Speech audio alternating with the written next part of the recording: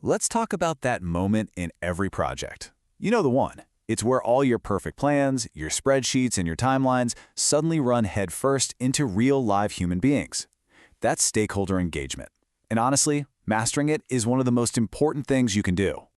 I mean, think about it. The last time you saw a project just completely go off the rails, blowing the budget, missing every single deadline, what was the real reason? Was it the tech? A bad timeline? Not enough money? 9 times out of 10, it's the people. It really is. It's those mismanaged expectations, it's the terrible communication, that one person who's secretly resisting everything, or even a sponsor who's just checked out. These are the things that quietly poison a project from the inside out.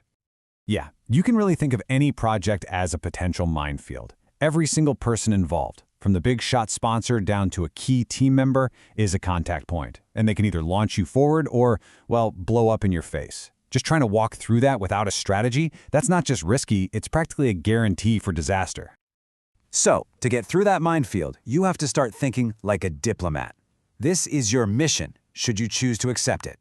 And officially, it's called the Manage Stakeholder Engagement process. But please, don't let the formal name fool you. This isn't some boring paperwork exercise. Think of it as your strategic campaign of influence. So what does this mission actually involve?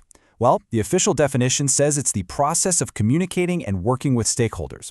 The whole point is to meet their needs, tackle problems as soon as they pop up, and make sure everyone's involved in just the right amount.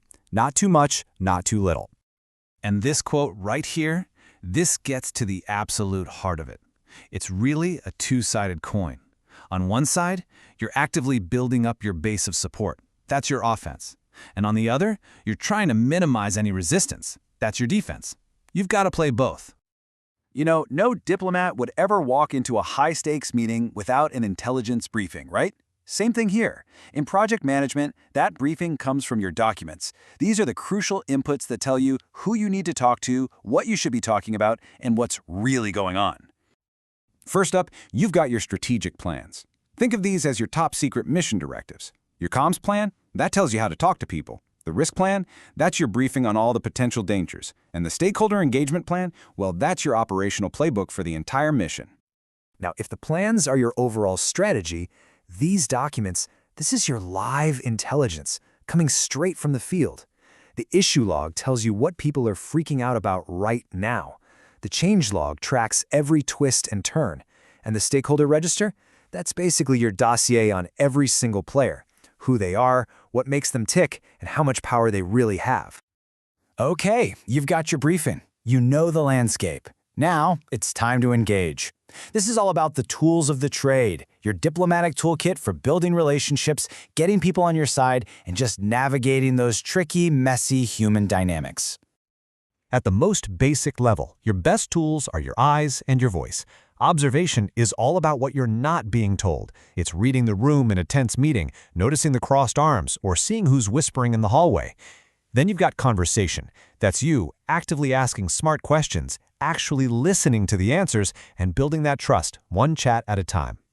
But the toolkit gets a lot more advanced. You're going to need negotiation to find that sweet spot between two departments that both want different things. You'll need conflict management for when things get heated. Cultural awareness is totally non-negotiable on a global team. And political awareness? Oh yeah. That's about figuring out the unwritten rules and who really holds the power. These are your power tools. And look, even something as messy and chaotic as a conflict can be handled with a clear process. A great diplomat doesn't just let people yell at each other. You become a mediator. First, figure out what the real problem is. Then, get everyone together for a structured, calm discussion. And finally, you guide them to a solution that actually helps the project. So, your diplomatic mission isn't over just because the meeting ended. All those agreements, those light bulb moments, that new intel you gathered, it all has to be documented. These are your outputs. They're the official records that prove your engagement actually made a difference. This is where all that talk turns into real action. It's a very clear cause and effect thing. A conversation reveals the project scope needs to change. Boom, you file a change request. You uncover a brand new risk. You immediately update the risk register. Every important interaction has to lead to an update somewhere. It has to.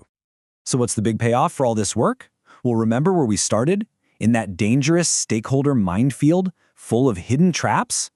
By using this diplomatic approach, you are systematically clearing that field, one mine at a time, and turning it into a solid, clear path forward, a path that's paved with support. And this graph shows you exactly what that transformation looks like. Through smart, skillful engagement, you are literally turning resistance into support. You're not just checking boxes on a process chart, you are fundamentally shifting the entire human dynamic of your project to your advantage. And that's the whole point. When you start managing the people side of a project with the same discipline you use for the budget or the schedule, you dramatically, and I mean dramatically, increase your chances of success. You stop being someone who just manages tasks and become someone who truly leads people. So, to make all this real, I'm going to leave you with a little challenge. Think about your project right now. Based on everything we just talked about, who is the one person, the one stakeholder that you absolutely need to connect with this week? Who holds a key to moving things forward? Go on, identify them, and then go schedule that conversation.